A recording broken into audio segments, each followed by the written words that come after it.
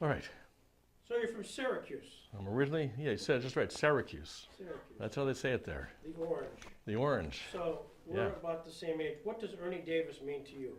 Big stuff. I got to see him, I think, his whole college career. My dad and I used to go to Archbold Stadium and watch him play.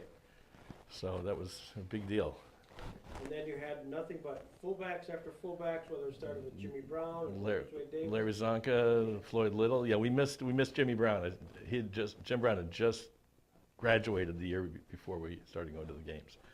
But we saw Ernie Davis, Floyd Little, Larry Zonka, and then that was about it after that.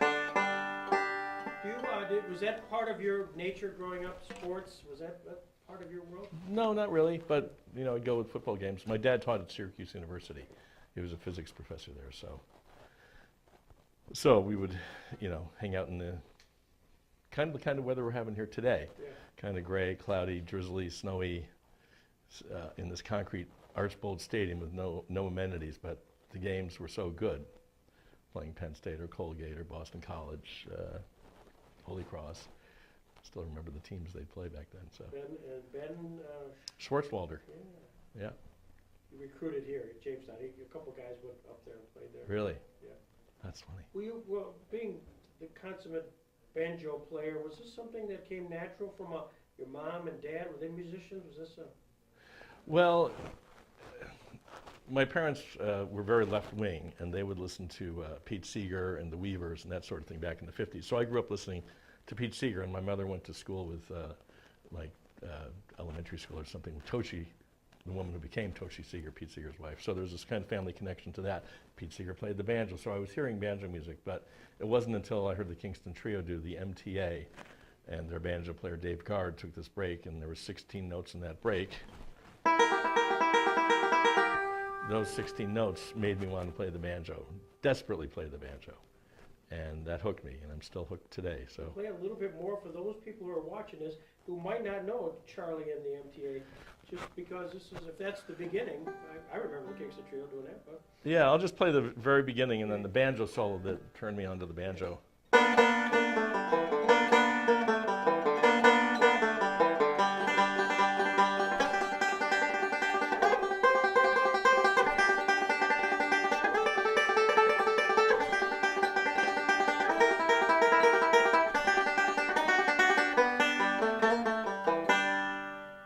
Except for that one bad note there. Yeah, that was the solo. So that juiced you up. Well, what was your outlet? Did you play in the basement? Did you have a garage band? How does one at age, let's see, you would have been 71, would have been how old? Well, I was 14 at the time. This was 1963. I was very fortunate that I had my parents found this banjo teacher who didn't really play in the Scruggs style, the bluegrass style that I wanted to play. He did something called clawhammer, which is his other way of playing the banjo, but it wasn't really what I was interested. But through meeting him, a number of things. I got to play with him. I was 14, and he was probably 20 or something, and I was his little hot banjo playing kid backup guy, and I would travel around upstate New York with him playing gigs. And through him, I got to meet Bob Dylan back in '63 because he knew Dylan from the Village. So it was a really nice connection to make. So almost immediately, I was playing with people, and then shortly thereafter, I found a group called the Down City Ramblers, and these guys, I was in high school at the time, and these guys were in college. But so I always had people to play with. I was very fortunate that way. So you just dropped a big name right there with Bob Dylan. Was he a known commodity at the time that you got to meet him? This is early mid-'60s? It was October of '63. He was playing at the Regent Theater in Syracuse, New York. And we got to go backstage, me and my teacher, his name was John Gaines. And we went backstage, and I remember shaking Dylan's hand. And not the strongest handshake, but he had these really long fingernails to pick with. And then we were able to go back to his hotel room afterwards across the street. And Dylan came over to me and said, "Would you like something to drink?" And I said, "Yeah, I'll have a Coke." And he went down the hallway and bought me a Coke. So, if nothing else, Bob Dylan bought me a Coke when I was 14 years old. So He turned you into a professional. I think so. I was anointed at that moment. So it was fun. Well, so here you are at this early stage, formative stages. How did you find groups to play with? I mean, was this your ultimately banjo player by definition? You're just kind of a solo act, and then work your way into groups. Like I said, I just happened to fall into these situations. I was very fortunate. Again, this guy who was my original banjo teacher, I got to play with him immediately once I got better at playing. And then I just evolved into playing with this other band, these college guys, again, this group, the Down City Ramblers. And then after that, I played in the sports rock band in Syracuse. You've all heard of sports rock. No, tell me. It was a group called Country Granola. Before there was a Country Granola, it was a play on Crunchy Granola. And we would do, I'm a lineman for the Giants, and I play the front line, We kind of spoof on songs, and then with sports references. The leader of the band was the guy that did this. We had a football medley, a baseball medley, hockey medley, Anyway. I'm a baseball fan. Do you remember anything that was a part of that baseball medley? Charles O'Finley or something, Charles Finley. Charles Finley, yeah. Yeah, he got in there somewhere. I can't remember. Many years ago, early 70s. Yeah, I remember that. And we played locally, and then I was with a group called Country Cooking, another food band. And we did some recording, the very first albums I was on in the early 70s again. And through that I got my recording career going and met a couple of guys who came up from New York City who said, "Hey, do you want to join our band?" So I moved to New York City from Syracuse and was in another food band called Breakfast Special. And that was... When you talk about food band, just again for the camera, what's that mean? Just bands that have food names like Country Granola, Country Cooking, Breakfast Special. So, and then it just evolved from there. So I started doing my own albums and started doing some instruction books, and that's where my career started, back there. You have to market yourself? My son's in the music business, yeah. And so much of what you do is marketing yourself and getting your name up. Now, at that time, was it cassettes? How did you get your word out that Tony Trischka is pretty good at this thing? I didn't really do any of my own. It's much different today because with all the social media and everything, everyone's tweeting all the time, and Instagram, whatever it is. But back then, I was lucky enough to be on a label called Rounder Records, and they did all their own promotion. And they were a big independent label. So through their promotion, I got my name out there, and they would send out copies of the records to radio stations and magazines and that sort of thing. And then I started writing these books, and it was a fairly major music publisher called Music Sales, and they would promote the books. So kind of a two-pronged thing. Thanks to those two things, I got my name out there. So with the books, you're selling instructional books, banjo playing. Mm-hmm. Did that go glove in hand with touring? I mean, did you need to tour in order to sell the books, or was it vice versa? It was kind of a symbiotic relationship. It just it all kind of worked together, really. Because my father was a physics professor at Syracuse University, so I guess I had that gene pool for music. Yeah. For teaching. But he also played piano when I was a kid, and I'd hear him playing Fats Waller and Duke Ellington and a little Debussy. And my mother would sing folk songs. So there was that music aspect from them, and again, probably the teaching gene from my dad. So, how do you establish the patience to teach? Never established it. I just am patient, I guess, for that sort of thing. Yeah. And I've got this online school today, an online banjo school. So, and people can send in videos, and there are a lot of beginners, and it's great because when someone's a beginner, they're rapid gains, shall we say. After you've been playing for a long time, you get better, but it's a little more incremental. But initially, there's a big jump. So. Who was your hero? I mean, when you were listening to, I guess probably 45s at the time, who's the guy that you'd like to emulate? In any kind of music? Well, just in the banjo. In the banjo? You chose an instrument. For banjo, Earl Scruggs is the guy. He's always the fountainhead. He's the touchstone. without him, there would be no bluegrass banjo. So. Now, what made Earl Scruggs? I mean, when you analyze him, Flats and Scruggs. I mean, I had a chance to see him in Nashville a couple of times. But what made him unique? What's the style the Earl Scruggs style that said, I want to be like you? Well, I'll play a little bit just to give people an idea of what he sounded like. This is a little bit of Cripple Creek.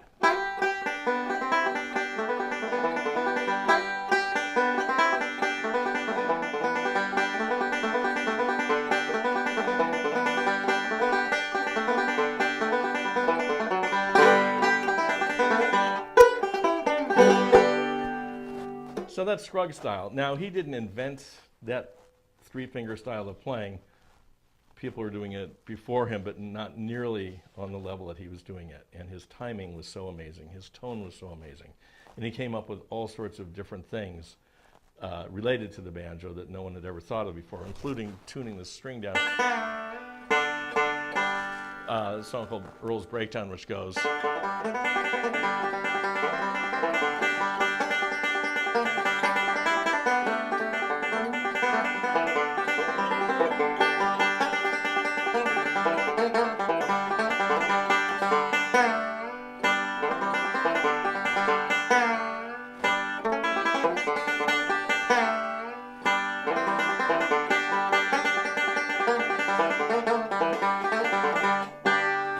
So you have this.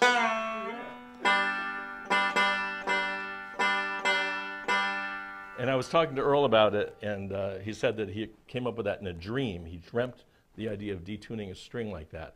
And initially he just did it by ear, just like a regular tuner. And then over time, they devised, a guy named Bill Keith came up with something called Keith tuners, where you would actually build in these stops into the peg. So it would be the same every time, as opposed to having to hope that you would get it right. Yeah.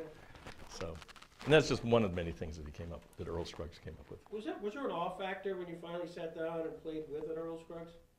Had you established yourself so that you were just fellow entertainers? It was kind of both. It was like this. Anytime I would be with Earl, and towards the end of his life, I got to spend not huge amounts of time, but quality time with him, and we would just sit around and talk for half an hour or 45 minutes on certain situations. He was a very laid-back, kind of mellow, I don't know if shy would be quite the right word, but really mellow guy, kind of quiet. And so there are times when, hey, it's Earl, and then at the same time, it's Earl Scruggs. I wouldn't have the life that I have. I wouldn't be married to the woman I married to, have the kids that I've got. I mean, my whole life would have been, this one kind of quiet guy from Flint Hill, North Carolina, changed many lives, not just mine. So on one level, I owe this guy my life in a lot of ways, my career. One guy, So it's like a big deal. So it's kind of, I see it both ways. I'm hanging out with him and it's, hey, Earl, yeah, how you doing? And then it's Earl Scruggs, yeah. So kind of both at the same time. Your paths have crossed with, and I've seen the YouTubes with Steve Martin. Mm-hmm. He was very accomplished, but not in your category. But again, he walks in different category. Yeah. He's a great banjo player, just not to interrupt, but he's a wonderful banjo player. And he can play Foggy Mountain Breakdown and all those sorts of things, but he feels like, well, that's already been done. Let me do what I do. And so he's written tune after tune after tune of his own beautiful, wonderful music. He's a really good banjo player. He's played at Chautauqua Institution 2 or 3 times. Uh-huh. And yet every time I sit there and listen, I think, well, this is fantastic. You can't help but look at him and say, he's a comedian. And same way, again, when you're in a studio, you can't help but look at, I don't know, but you look and say, when's he going to crack a joke? When's he going to do, he's a wild and crazy guy or something like that. Does that come up at all, or is it just when he comes in, he's a professional? Pro in the sense of... He's not like on. He's not like that kind of, and I don't even know if he would consider himself a comedian. He's been a comedian, but, every time I talk to him, oh, how you doing, Steve? Oh, I just wrote this novel that's coming out next month. Oh, yeah, I have this musical that's going to be on Broadway soon. Oh, I have this play that's opening up in Connecticut and hoping to get to Broadway. And he collects art and put together this art collection in Boston and Canada. And, it's like a lot of stuff besides comedy. And then, of course, his banjo playing. And when he first started getting back into the banjo, doing it, he didn't have so much comedy, and he realized people wanted to hear some jokes. So he kind of switches it up. But when you're hanging out with him, it's not like that wild and funny guy. He's just like a normal, really great, very generous human being. I keep falling over myself to say how amazing, on so many levels, this guy is. So. What a thrill for you, but more importantly for them to you have this collaboration. I mean, you really established yourself. I mean, do you have to pinch yourself at some time after you have 45 plus years and really one of the foremost banjo players around? Do I have to pitch myself? I mean, for festivals and gigs, and here and there, sometimes yes, sometimes no. If I play at a festival, they may not have me the next year because they already had me. They like to switch it up. So it's good to be it's always good to be in people's faces in certain ways. And I've got a manager who helps with that. So, but I keep busy, and I've been keeping busy since 1970 when I graduated from college. So I've been very fortunate. Tony Trischka is considered to be the consummate banjo artist and perhaps the most influential banjo player in the roots music world. For more than 45 years, his stylings have inspired a whole generation of bluegrass and acoustic musicians with the many voices he has brought to the instrument. Is that true? Absolutely. Everything you just read back at me. Yeah. So I'm not a musician, so let me just be right up front. They talk about musician with many voices he has brought to the instrument. When they talk in term voices, what's that really mean? I don't just play bluegrass. I play other things too, and I've got different banjos. I'll have a little taste of that tonight when I do a full solo show, as I will be tomorrow night and the next night. I bring 4 banjos or 5 banjos with me, and one's a nylon strung banjo, has a much different sound. Anyway, just different feels, different sounds, that sort of thing. So it's not all just bluegrass, because I listen to a lot of different kinds of music. I've been influenced by a lot of different kinds of music, so it's not just bluegrass, even though bluegrass is at the heart of what I do. Well, it's in the heart of most of it, but do you listen to some of the rock? I mean, whether it's the Eric Claptons or the Jimmy Pages or any of that, does that turn you on? Oh, absolutely, absolutely. I was listening to Joni Mitchell on the way up here today. I was listening to Charles Mingus. Just who I listened to today. I listened to the Beatles. So you play that a little bit out there. Yeah. So that all comes in there. So when people send under this new business format that you have where they can send a video to you, I mean, I can pick up a banjo and pretend to swing it, and they actually send it to you, and you'll critique it back in a video type format? Yep. You send a video, I send a video back. It's a very complex technical thing that I don't have to worry about. I know what I can do, but the people that set this whole thing up, they're called Artist Works, and I'm under their umbrella. And there are over 250 lessons in video, pre-recorded, 3 camera shoots with tablature so people can read the music. Over 45 interviews with people like Steve Martin and Bela Fleck and Earl Scruggs. And then there's social media aspects to it too, and plus people can send in videos if they want to. So it's a complete package. I'm really excited to be, and fortunate to be able to do this. You mentioned Bela Fleck, who also was at Chautauqua recently. Did he just come to you and say, hey, I'd like to enhance my banjo skills? He was 16 years old, and this young gentleman calls me up and says, hey, can I have lessons? And I said, okay. Was he known as Bela Fleck then? He wasn't Bela Fleck yet. He was Bela Fleck, but he was, and he could already play some bluegrass and some fiddle tunes, but he wanted to get into some weirder stuff that I was doing. So I showed him that, and within a couple of months or 3 months, whatever it was, we can't remember exactly, he was just gone to the moon and has just kept being the amazing banjo player and person that he is. So if you had to sit down and you'd say, Greg, I'd love some time to crawl in a corner with some artist who really I haven't had a chance to either meet or play with, who would that person be, that kind of dream opportunity? I've had so many opportunities. There's no one like I would like just, I really got to meet this person, that sort of thing, because I've had so many amazing experiences of meeting people. I've always kind of wanted to meet Eric Clapton and play a little bit with him. People used to say when I was younger that we kind of looked the same, but that was about it. So. Okay. That's the sign for us to. Yeah, I've really got to warm up here. So I'm going to let you go. But do you have one Garrison Keillor story? People always heard you all the time. There's a guy named Peter Ostrushka. That's who people confuse me with. I've only done the show twice, okay. So I don't really, I met him a couple of times, but I don't. Yeah. I'm not that guy. I've had a bunch of people say, "Oh yeah, I heard you all the time on Prairie Home Companion." Yeah. That's Peter Ostrushko. So I think that may be what you're thinking of. So Tony, thank you so much for taking time. And, thank you. Thank you for coming to Jamestown. Thank you. Really appreciate it. Appreciate it.